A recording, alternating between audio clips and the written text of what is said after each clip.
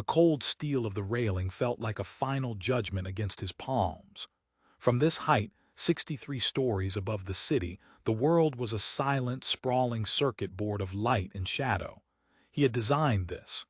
The tower, the view, the very air that tasted of ambition and ozone. This was the pinnacle, the monument to a name that echoed in the halls of architecture, Elias Vance. They called him a visionary, a master of form and function. And tonight, at the gala held in his honor, they would toast his genius. But up here alone, with the wind whispering through the steel skeleton of his success, the only thing he could hear was the deafening roar of his own emptiness. He had built a skyscraper that touched the clouds, but his own soul was a subterranean ruin. He had spent a lifetime mastering the code of concrete and glass, yet he had no blueprint for himself. He was the ghost in his own machine, the architect of a magnificent, hollow cage. And the most terrifying part, the secret that gnawed at him in the quiet moments between the applause and the accolades, was that he had no idea how to get out. He had designed everything, except a door. The thought was a chilling vertigo, more potent than the sheer drop below. Was this it? The grand prize for a life of relentless drive? To stand at the apex of your creation and feel nothing but the icy grip of a profound and unshakable loneliness. The city below didn't hold answers. It was just a collection of other cages, other lives playing out their silent dramas behind glass walls. His was just taller, shinier. He had sold the world a vision of the future, a testament to human potential, but his own potential felt like a currency he had spent on the wrong things. The structure around him was perfect, calculated to the millimeter to withstand storms and the slow decay of time. But he, the creator, felt fragile enough to be scattered by a single gust of wind. The applause from the party below was a faint, pathetic murmur. They were celebrating the building. They had no idea the man who built it was already a ruin. What use is a masterwork if the master is a hollow man? What is the point of designing a world if you have lost yourself within it? This wasn't a crisis of confidence. It was a crisis of existence. And as he stood there, a king in a castle of his own making, he was forced to confront the terrifying possibility that he had meticulously designed a life he had no desire to live. The ballroom was an ocean of black ties and shimmering gowns, a symphony of clinking glasses and manufactured laughter. Elias moved through it like a phantom, his face a mask of polite gratitude. Hands shook his, voices lavished praise, but it was all just noise, a static that failed to penetrate the vacuum he felt inside. A true masterpiece, Elias, one voice boomed. You haven't just changed the skyline, you've redefined it. He smiled, a well-practiced contraction of muscles that didn't reach his eyes. He felt like a fraud, a magician who had performed a grand illusion, and was now terrified of the moment the audience would realize the magic wasn't real.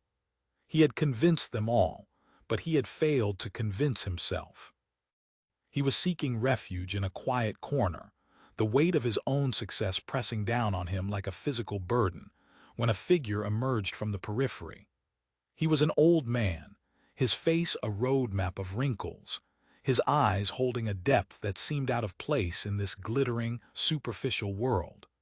He wore an old, tweed jacket that smelled faintly of pipe tobacco and forgotten books. It was Julian, his first mentor, the man who had taught him not how to draw lines, but how to see the soul in a structure. He hadn't seen him in 20 years. Julian didn't offer a handshake or a congratulations. He simply looked at Elias, a gaze that was both piercing and compassionate. It was a look that bypassed the architect and saw the man. "You've done it, my boy," Julian said, his voice a low, gravelly rasp. "You've built the most beautiful prison in the world." The word struck Elias with the force of a physical blow. A prison. The word hung in the air between them, sharp and brutal and undeniably true. The polite mask fell from Elias' face, replaced by a raw vulnerability he hadn't shown in years. Julian reached into his worn jacket pocket and pulled out a small, tarnished object. It was an old drafting compass, its brass body dull with age, its steel point still wickedly sharp. It was the first tool Julian had ever given him. "I believe this is still yours," he said, pressing it into Elia's hand. The metal was cold against his skin. "You've built a magnificent cage, Elias, a monument to your ambition, but you forgot the most important part." Elias stared at the compass, his mind racing. He felt the familiar weight of it, the memory of a younger self full of dreams that weren't just about steel and stone. "What did I forget?"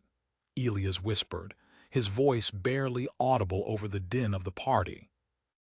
Julian leaned closer, his voice a conspiratorial murmur that cut through the noise. "The key. You forgot to design the key."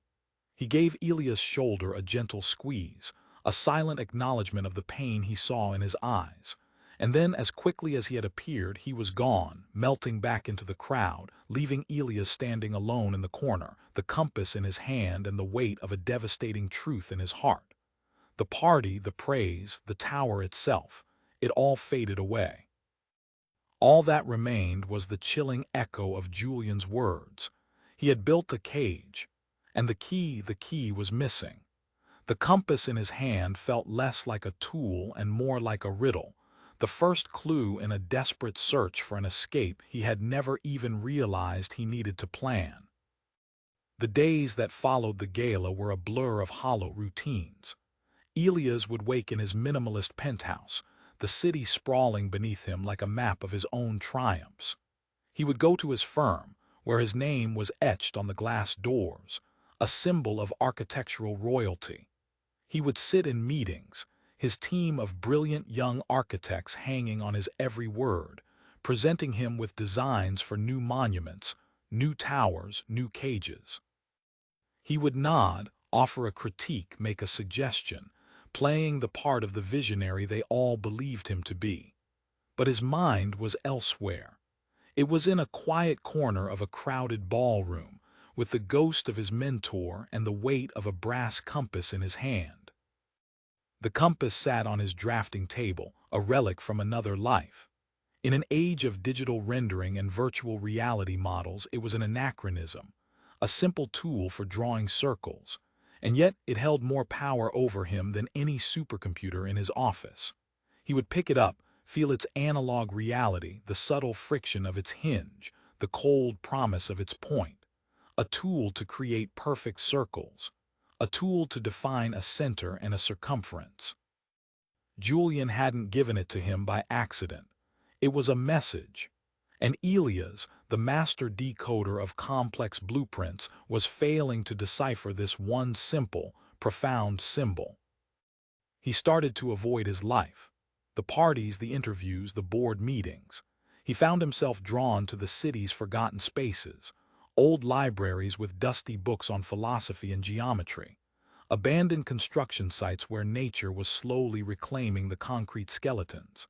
He was searching for something, a piece of a puzzle he didn't understand. He felt like he was surveying a new kind of terrain, not of earth and rock, but of soul and spirit, and what he found was unsettling. He saw that the foundation of his own life was a mess of contradictions. He had built a life on the bedrock of external validation, of awards and accolades and the envy of others. He had poured the concrete of his identity with the opinions of critics and the fleeting desires of wealthy clients. And now he could feel the cracks beginning to show. The first principle of architecture, the absolute, unshakable law upon which all else is built, is the site survey. Before you draw a single line, before you dream of spires and facades, you must understand the ground you are building on. You must know its strengths, its weaknesses, its hidden faults, its unyielding bedrock. You must respect the reality of the terrain, or your grandest vision will collapse into rubble. And as Elias sat in the quiet solitude of his empty penthouse, the city lights a cold fire below, he realized he had never done a site survey on himself. He had spent his entire life drawing blueprints for a man he didn't even know. This was the first lesson of the compass. To find your center, you must first understand your ground. He put the steel point of the compass not on a piece of paper, but on his own life. And he began to survey the terrain. What was his bedrock? What were the unshakable truths of his own character, buried beneath years of ambition and pretense? He confronted the fear that had driven him, the fear of being ordinary, of being forgotten. He excavated the layers of ego and pride that had walled off his heart. He drilled down past the expectations of his parents, his peers, his profession. And what he found underneath it all was emptiness, a void, a place where a foundation should have been. He wasn't an architect in that moment. He was an archaeologist dusting off the ruins of his own past. He remembered the boy who loved to build things with his hands, not for praise, but for the simple joy of creation. The young student who believed architecture could be a force for good, a way to build communities, not just monuments. Where had that boy gone? When had the blueprint changed? He couldn't pinpoint the exact moment. It had been a slow erosion, a gradual compromise, a series of seemingly insignificant choices that had led him miles away from his original destination. He had gained the world, but he had lost his true north. The questions came like aftershocks. Who are you when the applause stops? What remains when the accolades are stripped away? If your name wasn't on the building, would your life still have meaning? He had no answers, and the silence in response to his own interrogation was more terrifying than any structural failure he had ever faced. This was the work, not designing for others, but excavating himself. This was the first step in designing a life of purpose, to survey the raw, untamed, and often treacherous landscape of your own soul. You cannot build a castle on a swamp. You cannot erect a skyscraper on sand. You must find your bedrock. You must confront the faults. You must know the ground on which you stand before you can ever hope to build something that will truly last. The compass on his desk seemed to mock him, a tool for drawing perfect circles, and his own life felt like a jagged, chaotic scribble. He had been living without a center. He was a collection of reactions to external forces, a ship without a rudder, mistaking the speed of the current for his own volition. He had been so focused on the circumference of his influence, on expanding his fame and his legacy, that he had completely neglected the central point from which all true strength emanates. This realization led him to the second principle, the one that logically follows a successful site survey, the master plan, the blueprint. An architect does not simply start laying bricks and hope for the best. Every beam, every wire, every window is placed according to a meticulously crafted design. The blueprint is the vision made tangible, the intention given form. It is the guiding document that dictates every choice, ensuring that the final structure is not a haphazard collection of parts, but a unified, coherent whole. His life had no blueprint. He had been building reactively, adding rooms and wings based on opportunity and desire, with no thought to the overall design. The result was a sprawling, incoherent mess, impressive from a distance, but fundamentally unlivable. Julian's words echoed in his mind. You forgot to design the key.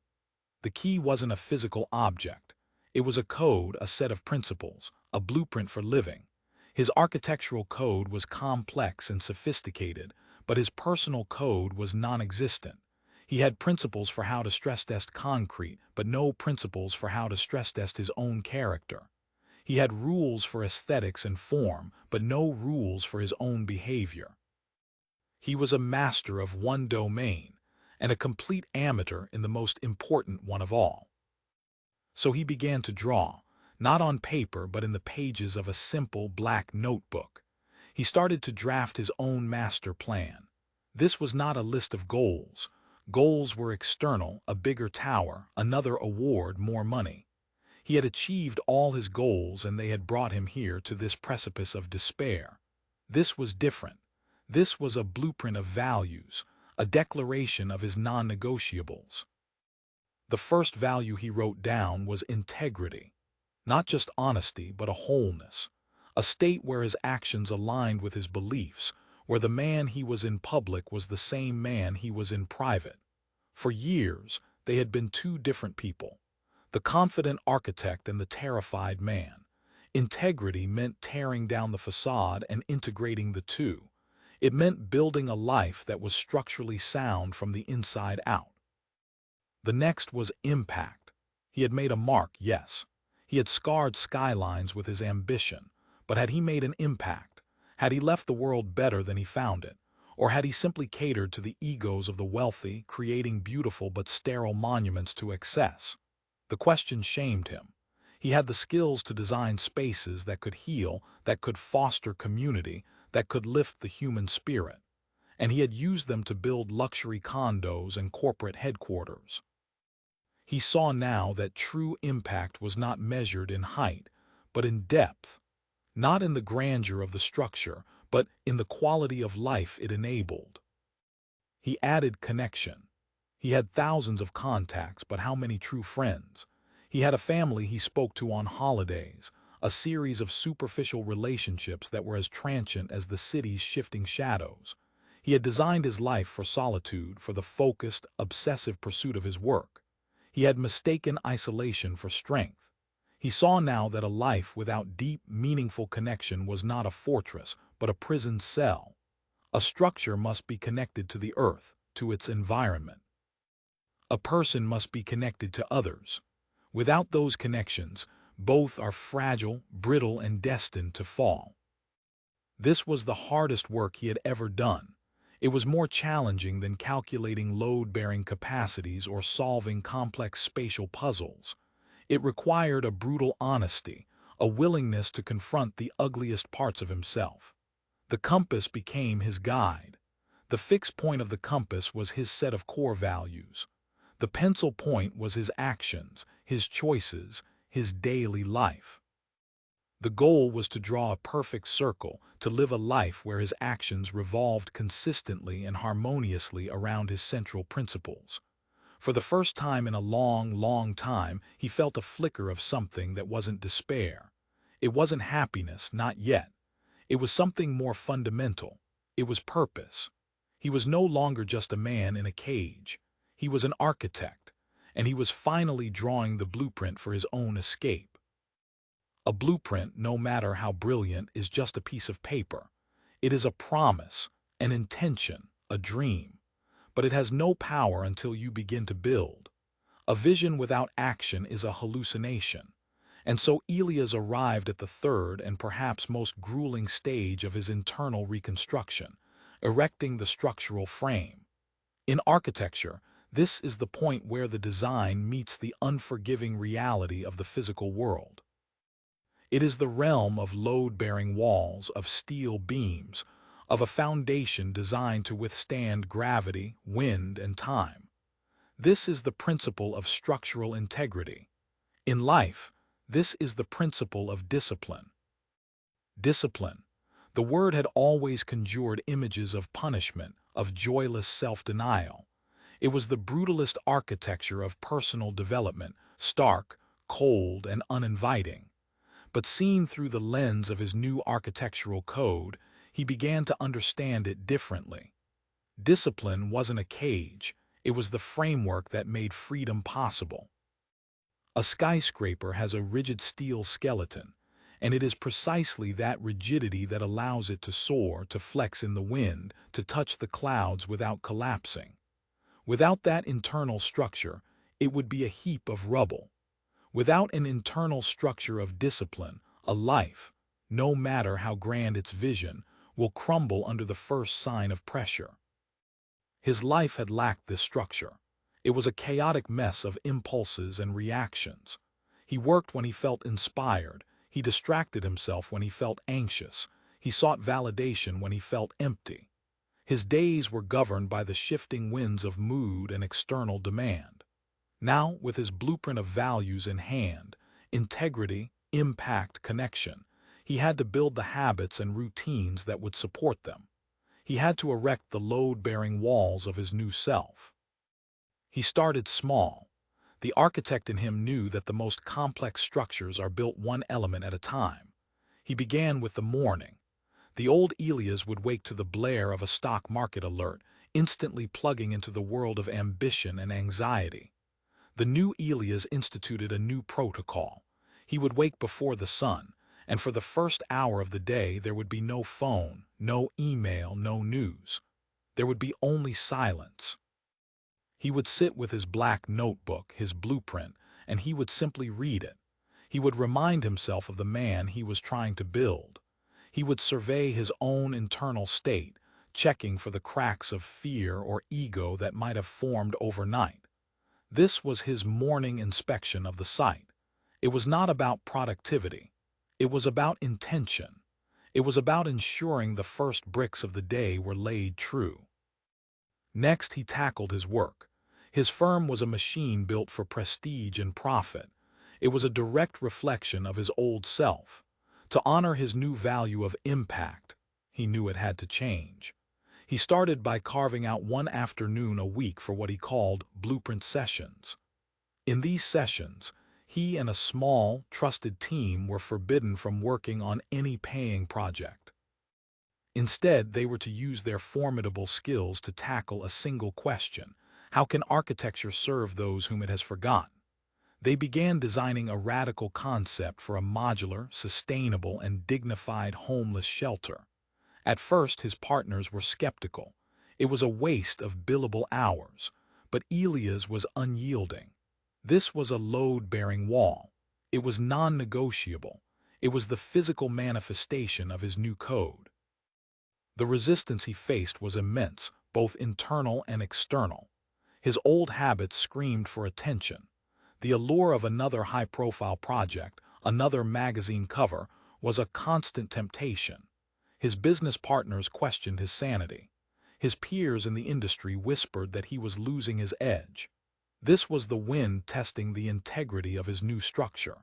Every time he chose the difficult, value-aligned action over the easy, empty one, he was reinforcing the steel. Every time he said no to a project that fed his ego but starved his soul, he was adding another rivet to the frame. He learned that discipline was not about motivation. Motivation is a fleeting emotion, an unreliable gust of wind. Discipline is the structure itself. It is the system you build that holds you up when motivation fails. It is the conscious, deliberate choice to act in accordance with your highest values, especially when you don't feel like it. It is the ultimate act of self-respect. You are telling yourself that your future self is more important than your present comfort. You are honoring the blueprint. The compass, his constant companion, taught him this lesson silently. A compass doesn't care about the weather. It doesn't point north only on sunny days. It points north in the storm, in the fog, in the darkness. Its direction is a function of its nature, not its environment. His discipline had to be the same.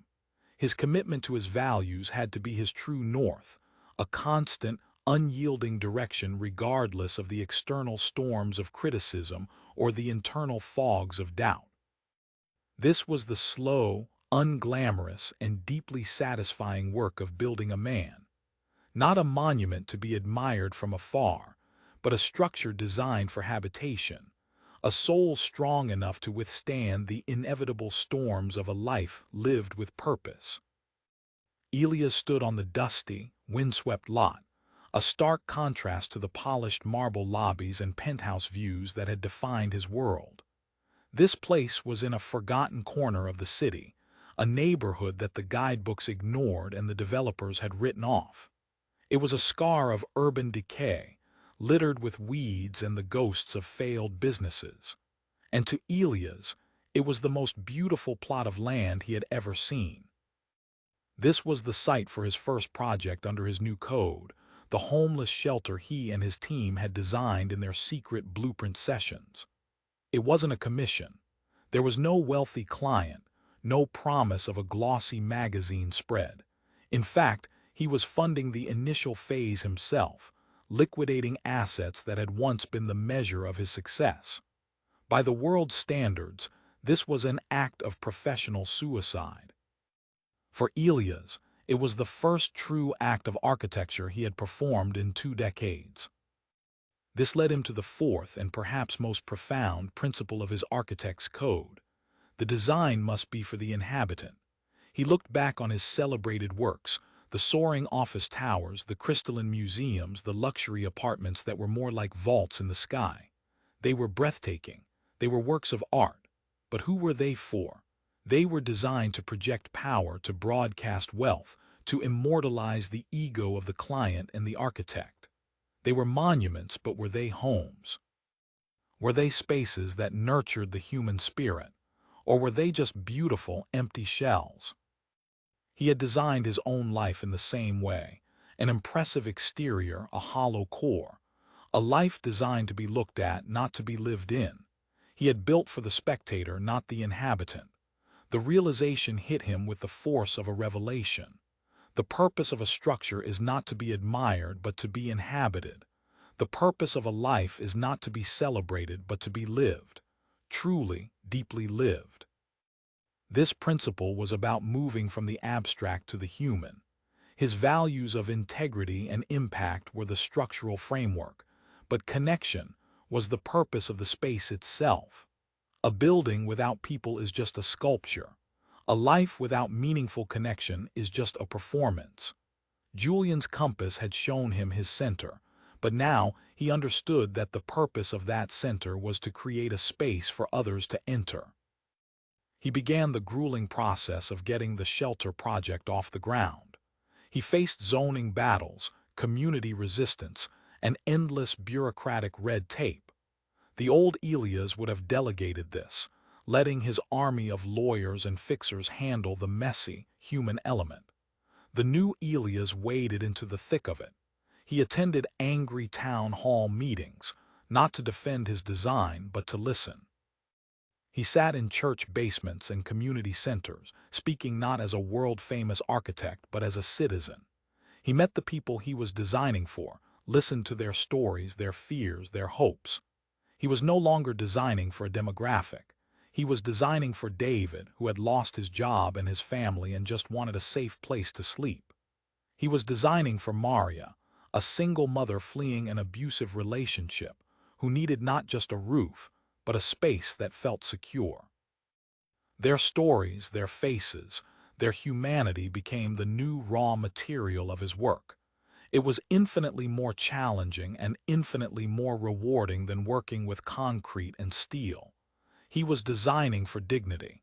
He was designing for hope. He was creating a space for life to happen. This principle began to permeate every other aspect of his existence. He reconnected with his sister, not with a perfunctory phone call, but with a visit.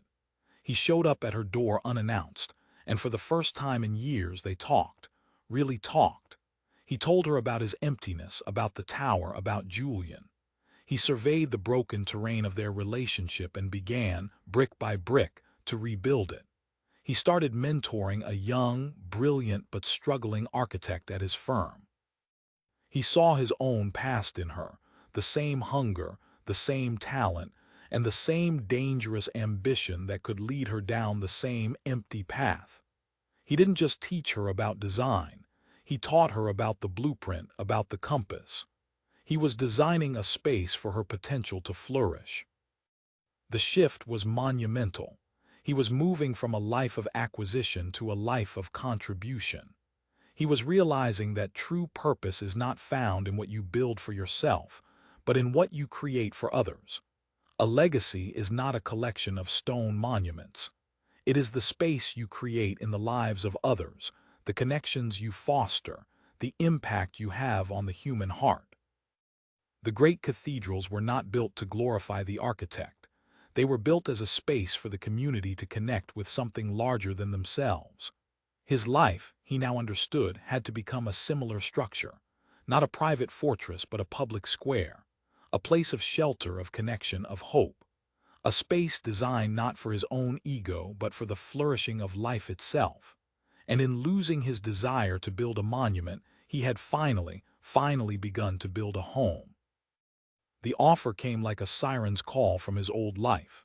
It was the project of a lifetime, the kind of commission that architects would kill for, the lead designer for the Ethelgard project, a utopian city of the future being built from scratch by a visionary tech billionaire. It was a blank slate, a chance to design an entire metropolis, to etch his name into history on an unprecedented scale. It was the ultimate architectural challenge, the final glittering prize. The old Elias would have considered it the culmination of his entire existence. The email sat in his inbox, a gateway to a world of infinite resources, global fame, and the kind of legacy that lasts for centuries. It was the most beautiful, most seductive cage he had ever been offered. He sat in the makeshift office of his homeless shelter project, a cramped trailer smelling of sawdust and stale coffee. On the wall was not a digital rendering of a futuristic skyline, but a hand-drawn sketch of the community garden they were planning for the shelter's residents. Outside, he could hear the sounds of construction, not the roar of massive cranes, but the modest clamor of hammers and saws, of people working together. He looked at the email from the Ethelgard project, then he looked at the sketch of the garden. One was a blueprint for a monument, the other was a blueprint for a life. And for the first time, the choice was not a struggle. It was not even a choice. It was a simple statement of fact, an affirmation of the man he had become. He typed a polite, unequivocal no. He closed the laptop, and he felt a profound sense of freedom, a lightness that the view from 63 stories had never given him. He had finally designed the key, and the key was the ability to say no to a magnificent cage and yes to a meaningful life. This was his transformation. It was not a single, dramatic moment of revelation, but a series of quiet, deliberate choices. It was the slow, methodical process of demolishing an old structure and building a new one on a stronger foundation. He had traded the admiration of the world for the respect of a few. He had exchanged the pursuit of greatness for the practice of goodness. He was no longer the celebrated Elias Vance, visionary architect. He was just Elias. A man with a compass, a blueprint, and a job to do. His days were now filled with a different kind of challenge. Not the challenge of defying gravity, but the challenge of fostering community. Not the problem of aesthetic perfection, but the problem of human connection. He learned the names of the construction workers. He shared lunches with the future residents. He got his hands dirty, laying bricks, planting seeds in the new garden. He discovered a joy in the simple, tactile reality of building something real, something that would serve, something that would shelter. The compass Julian had given him now had a new meaning. Its two arms, once representing the self and the world, now represented something different, being and doing. The fixed point was his inner state, his core values, his being. The moving arm was his action in the world, his doing. The goal of the architect of a purposeful life was to hold the center steady, to be so grounded in your values that your actions, your work, your impact in the world becomes a perfect, harmonious extension of who you are. The circle was not about containment. It was about coherence. It was about creating a life where the inside and the outside were reflections of each other, where there was no gap between what you believed and how you lived. He hadn't found some secret answer to life's great mysteries. He had simply found a better way to work. He had found a code, the architect's code. First, you survey the site of your own soul with brutal honesty. Second, you draft the blueprint of your core values, your non-negotiables. Third, you build the structural integrity of discipline, the habits that support your values. And fourth, you design for the inhabitant, dedicating your structure not to your own ego, but to the service and connection with others. It was a simple code, but it was not easy. It required constant vigilance, daily practice, and the courage to choose the meaningful over the magnificent. It was the work of a lifetime, but it was good work. It was real work. And for the first time since he was a young boy dreaming of cities, Elias felt the deep, quiet satisfaction of building something that truly mattered. The shelter opened on a crisp autumn day. There was no gala, no press, no champagne. There was just a small gathering of residents, volunteers, and community members. It was a simple structure, built with modest materials. It would never win any awards or grace the cover of any magazines, but it was filled with light and warmth. It was a space designed for dignity. As Elias watched, a young mother read a story to her child in the small library they had built, he felt a sense of fulfillment that his grandest skyscraper had never provided. He had not built a monument to himself. He had built a space for life to begin again. He was no longer an architect of skylines. He was an architect of hope. The final scene is not one of triumph, but of quiet purpose. It is years later. Elias is an old man now, his face etched with the lines of a life well lived, his hands rough from work. He is not in a penthouse overlooking the city. He is sitting on a simple wooden bench in the garden of that first shelter, which has now grown into a thriving community center, a network of support and new beginnings. He is teaching a young girl, a resident of the center, how to use a drafting compass. He takes her small hand in his and guides it, showing her how to plant the steel point firmly into the paper. "This point," he says, his voice a gentle, weathered rasp, "this is the most important part. This is you. This is your center. It has to be strong and it has to be true. Everything else, everything you build, will come from this point." He helps her swing the other arm, the one with the pencil, in a slow, careful arc, creating a perfect circle on the page. "You see," he says with a soft smile, "everything connects back to the center. As long as you know where your center is, you will never be truly lost." He leans back on the bench, the warmth of the sun on his face.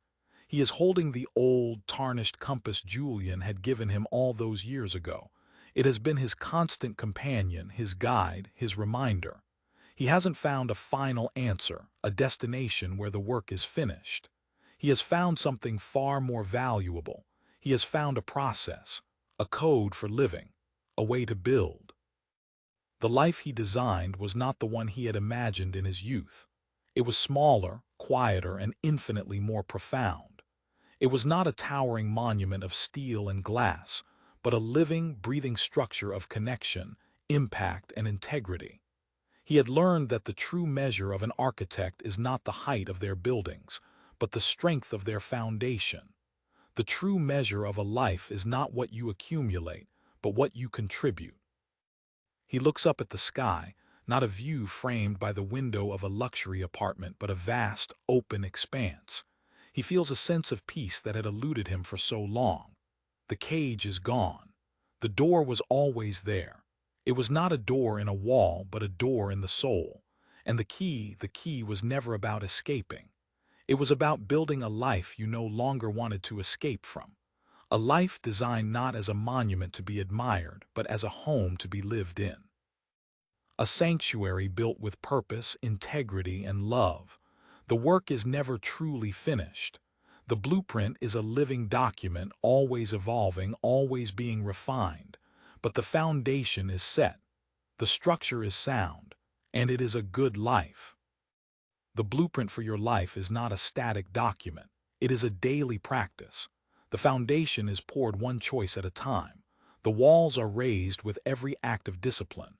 The space is sanctified with every genuine connection. The tools are in your hands. The question is not whether you have the potential to build a magnificent life. The question is whether you have the courage to begin. In the comments below, share the first principle you will lay in your own foundation. Let's start building together. What is the first brick you will lay?